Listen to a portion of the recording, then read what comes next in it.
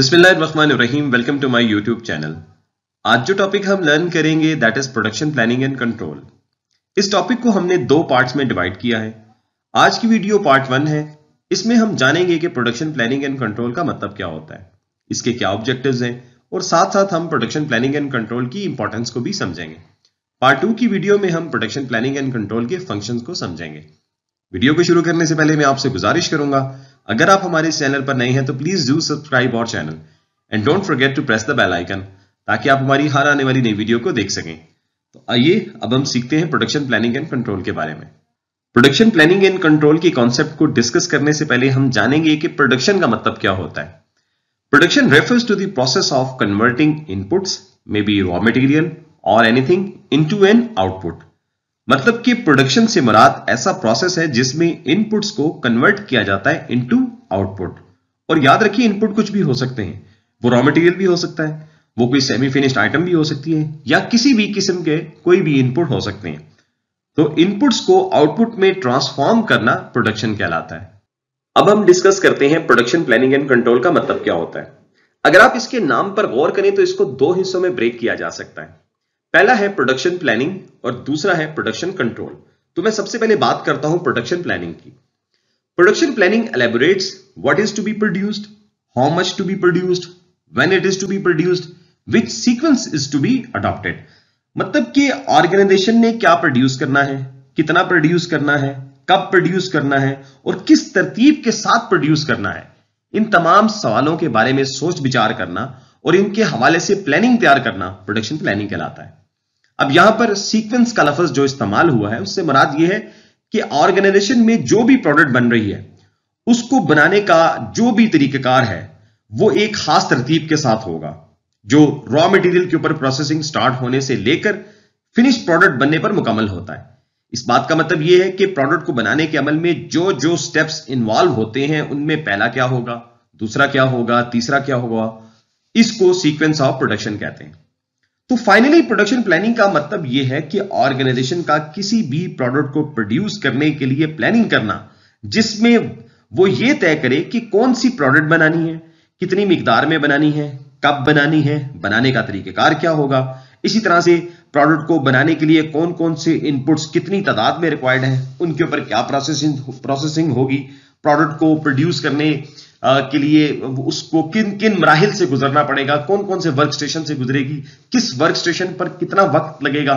So cut the story short, तमाम बातों के हवाले से पहले प्लान करके रख लेना प्रोडक्शन प्लानिंग कहलाता है। अब हम प्रोडक्शन प्लानिंग की एक और फॉर्मल डेफिनेशन को भी देख लेते हैं। Production planning is the assignment और allocation of work to the workers, giving them raw material and machines to fulfil manufacturing orders right on time. मतलब कि प्रोडक्शन प्लानिंग में हम इस बात की प्लानिंग करते हैं कि वर्कर्स को क्या काम देना है, कौन सा रॉ मटेरियल कितनी मिकदार में, कितनी तादाद में और कौन सी मशीन प्रोवाइड करनी है ताकि वो अपने मैन्युफैक्चरिंग ऑर्डर को वक्त पर पूरा कर सकें। एक बात यहां पे बहुत ज्यादा इंपॉर्टेंट है, वो ये कि प्रोडक्शन प्लानिंग हमेशा प्रोडक्शन से पहले की जाती है। ऐसा नहीं होता कि प्रोडक्शन स्टार्ट करके ये तय किया जाए कि क्या बनाना है और कैसे बनाना है। तो मतलब ये हुआ कि production planning defines how the product will be produced before start of production, means के प्रोडक्शन प्लानिंग इस बात की वजाहत करती है कि एक प्रोडक्ट को कैसे प्रोड्यूस किया जाए और इसके हवाले से जो प्लानिंग है वो start of the actual production की जाती है। उम्मीद करता हूं कि प्रोडक्शन प्लानिंग का ये कॉन्सेप्ट आपको अच्छे से समझ आ गया होगा। नेक्स्ट हम इसके ऑब्जेक्टिव्स को भी समझ लेते हैं। Now let's talk about objectives of production planning. उसमें सबसे पहला ऑब्जेक्टिव है calculate resources needed for production. Means के प्रोडक्शन प्लानिंग करने से हमें यह पता चल जाता है कि प्रोडक्शन करते वक्त हमें कौन कौन से रिसोर्सेज रिक्वायर्ड हैं, लाइक कितना फाइनेंस चाहिए, कितने नंबर ऑफ वर्कर्स होंगे, कौन सी मशीन्स रिक्वायर्ड हैं, किस जगह पर काम करना है, इंफॉर्मेशन कैसी रिक्वायर्ड है, कितना रॉ मटेरियल चाहिए, क्या उसकी क्वालिटी होगी। तो कहने का मतलब यह है कि प्रोडक्शन प्लानिंग से हमें तमाम रिसोर्सेज के बारे में मालूम हो जाता है जो प्रोडक्शन के लिए रिक्वायर्ड है। फिर इन्हीं के अकॉर्डिंगली हम फिर अपनी प्रोडक्शन प्लानिंग करते हैं। Next objective is develop production schedules to meet customer demand.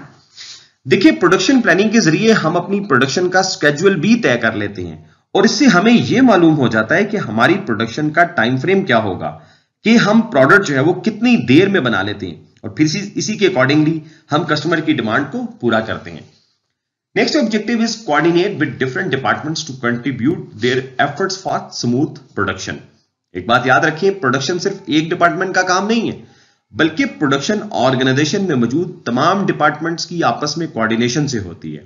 For example, HR department आपको राइट ह्यूमन रिसोर्स प्रोवाइड करता है, उनकी मैनेजमेंट करता है। इसी तरह फाइनेंस डिपार्टमेंट जो है वो पैसा देता है, प्रोक्योरमेंट डिपार्टमेंट जो है वो रॉ मटेरियल खरीदता है, और इसी तरह आईटी डिपार्टमेंट जो है वो आपको आईटी सपोर्ट प्रोवाइड करता है। इन्वेंट्री मैनेजमेंट डिपार्टमेंट इन्वेंट्री को मैनेज कर रहा होता है। मार्केटिंग डिपार्टमेंट बताता है कि कस्टमर की नीड्स एंड वांट्स क्या है, और वो ये भी बताता है कि मार्केट में नया चेंज, नया ट्रेंड क्या आ रहा है, फिर इसी के अकॉर्डिंगली प्रोडक्ट को मॉडिफाई किया जाता है। तो कहने का मकसद ये है कि स्मूथ प्रोडक्शन के लिए ऑर्गेनाइजेशन में मौजूद तमाम डिपार्टमेंट्स की कोऑर्डिनेशन जरूरी है, और फिर यही कोऑर्डिनेशन प्रोडक्शन प्लानिंग का हिस्सा होती है ताकि स्मूथ प्रोडक्शन हो सके।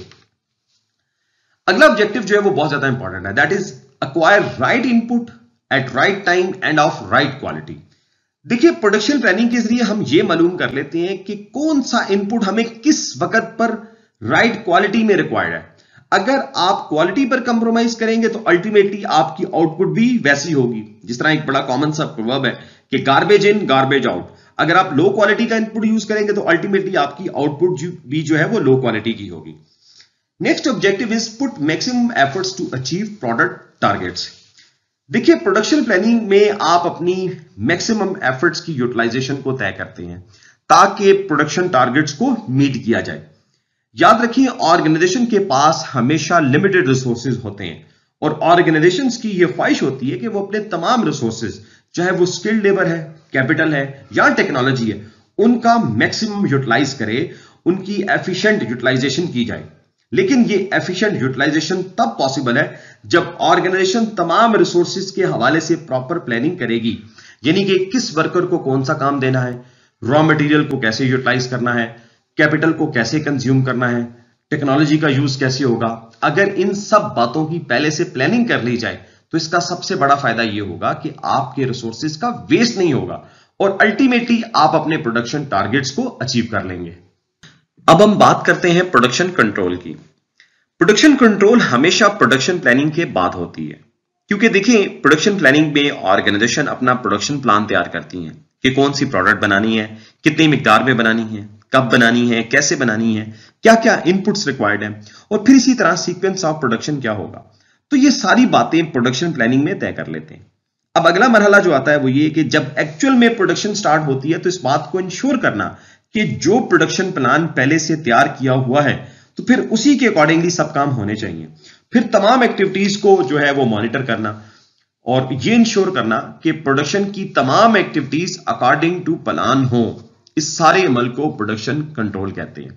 अगर कहीं पे कोई डेविएशन है फ्रॉम द एक्चुअल प्लान तो फिर कोई ना कोई अप्रोप्रिएट एक्शन लेना।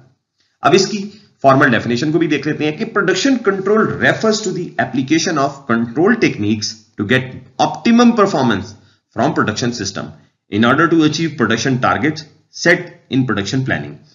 मतलब कि प्रोडक्शन कंट्रोल एक ऐसा अमल है जिसके जरिए एप्लीकेशन ऑफ कंट्रोल टेक्निक्स को इंप्लीमेंट किया जाता है, लाइक मॉनिटरिंग वगैरह या और दूसरे टूल्स हैं जिनको आप इंप्लीमेंट करते हैं, क्वालिटी कंट्रोल करते हैं, इन्वेंट्री कंट्रोल करते हैं, एटसेट्रा। अब इसका मकसद यह है कि परफॉर्मेंस जो है वो एज पर प्रोडक्शन प्लानिंग जो है वो हासिल की जा सके। जैसा कि मैंने पहले कहा कि अगर कहीं परफॉर्मेंस में कोई डेविएशन आ जाती है तो फिर आप उसके अकॉर्डिंगली कोई ना कोई करेक्टिव एक्शन लेते हैं और ये इंश्योर करते हैं कि परफॉर्मेंस जो है वो अकॉर्डिंग टू स्टैंडर्ड्स हो। इसकी एक एग्जांपल मैं आपको ऐसे देता हूं कि फॉर एग्जांपल एक वर्कर है, उसने 1 घंटे के दौरान 100 यूनिट प्रोड्यूस करने हैं। प्रोडक्शन कंट्रोल में हम ये देखते हैं कि क्या उसने 1 घंटे के दौरान 100 यूनिट्स प्रोड्यूस किए या नहीं किए। अगर तो उसने 100 यूनिट्स प्रोड्यूस किए तो इसका मतलब है कि उसने परफॉर्मेंस अकॉर्डिंग टू स्टैंडर्ड दी है, और अगर उसने 80 यूनिट्स प्रोड्यूस किए तो इसका मतलब है कि 20 यूनिट्स की डेफिशिएंसी है। अब इस गैप को रिमूव करने के लिए कोई ना कोई करेक्टिव एक्शन लेना पड़ेगा। देखा जाएगा क्या वर्कर ने अपने बिहेवियर या अपनी किसी नेग्लिजेंस की वजह से ऐसा किया, या कोई मशीन में खराबी आ गई, तो जो भी फैक्टर है उसको रिमूव किया जाता है ताकि अल्टीमेटली आप अपने प्रोडक्शन टारगेट्स को मीट करें। तो प्रोडक्शन कंट्रोल के अंदर हम इस बात को इंश्योर करते हैं कि जो भी प्रोडक्शन एक्टिविटीज हैं वो as per production planning perform हो, और फिर अल्टीमेटली अगर कोई डेविएशन है तो फिर उसके अकॉर्डिंगली कोई ना कोई करेक्टिव एक्शन लिया जाए। Now let's talk about objectives of production control, जिसमें सबसे पहला ऑब्जेक्टिव है इन्वेंट्री मैनेजमेंट। देखिए, प्रोडक्शन कंट्रोल का एक बड़ा जो एक ऑब्जेक्टिव है वो ये है कि इसके जरिए आप एक बेहतर इन्वेंट्री मैनेजमेंट जो है वो कर लेते हैं। मतलब कि जो इन्वेंट्री आपको रिक्वायर्ड है, लाइक जितनी एक सफिशिएंट अमाउंट में आपके पास होनी चाहिए, आप उसको इंश्योर करते हैं। और साथ साथ आप ये भी देखते हैं कि इन्वेंट्री ना तो सफिशिएंट अमाउंट से ज्यादा हो और ना ही कम, क्योंकि दोनों सूरतों में ऑर्गेनाइजेशन के लिए नुकसान है। अगर तो ज्यादा है तो मैनेज करना मुश्किल हो जाएगा, और अगर कम है तो फिर आपका प्रोडक्शन प्रोसेस जो है वो अफेक्ट हो सकता है। Next is minimum waste of resources. देखिए, मैंने पहले भी कहा कि ऑर्गेनाइजेशन के पास लिमिटेड रिसोर्सेज होते हैं और ऑर्गेनाइजेशन के लिए जरूरी है कि वो अपने रिसोर्सेज का वेस्ट ना होने दे। प्रोडक्शन कंट्रोल का एक बड़ा ऑब्जेक्टिव ये भी होता है कि इसके जरिए वेस्ट ऑफ रिसोर्सेज को कंट्रोल किया जाता है, जिससे प्रोडक्टिविटी बढ़ जाती है। अब कंट्रोल की डिफरेंट टाइप्स हैं, लाइक क्वालिटी कंट्रोल है, इन्वेंट्री कंट्रोल है, एटसेट्रा। अब जब आप इस तरह की टेक्निक्स को इंप्लीमेंट करते हैं तो अल्टीमेटली आपकी जो प्रोडक्टिविटी है या प्रोडक्शन जो है उसका वेस्ट जो है वो कम से कम हो जाता है और आप अपने रिसोर्सेज का एफिशिएंट यूटिलाइजेशन जो है वो कर लेते हैं। Next is reduce waiting time. देखिए, प्रोडक्शन प्लानिंग में हम अपना प्रोडक्शन स्केड्यूल तैयार कर लेते हैं और जिससे ये मालूम हो जाता है कि हम अपनी प्रोडक्शन कितनी देर में मुकम्मल कर सकते हैं, और फिर इसी प्रोडक्शन स्केड्यूल को एग्जीक्यूट करके मॉनिटर किया जाता है कि production must be according to schedule. और ऐसा करने का फायदा ये होता है कि जो वेटिंग टाइम जो है अल्टीमेटली वो आपका कम से कम हो जाता है। मीन प्रोडक्शन जो है वो ऑन टाइम हो जाती है, उस पर मुकम्मल हो जाती है, और फिर जो टाइम आपने कस्टमर को दिया होता है आप अकॉर्डिंगली उसको डिलीवर कर सकते हैं, जिसका अल्टीमेटली इंपैक्ट जो है वो आपकी ऑर्गेनाइजेशन की रिप्यूट के ऊपर आता है। Now let's talk about importance of production planning and control. इसकी जो सबसे पहली इंपॉर्टेंस या सिग्निफिकेंस है that is ensure regular and timely delivery of products and services.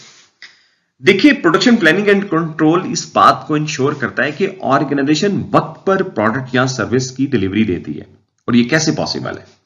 देखिए, जब ऑर्गेनाइजेशन जब अपना प्रोडक्शन प्लान तैयार कर लेती है तो फिर उसमें वो ये क्लियरली डिफाइन करते हैं कि एक प्रोडक्ट किन मराहिल से गुजर कर तैयार होगी और हर मरहले पर कितना वक्त लगेगा, और साथ में प्रोडक्ट की ओवरऑल प्रोडक्शन टाइम के बारे में मालूम हो जाता है कि प्रोडक्ट कितनी वक्त में तैयार होगी।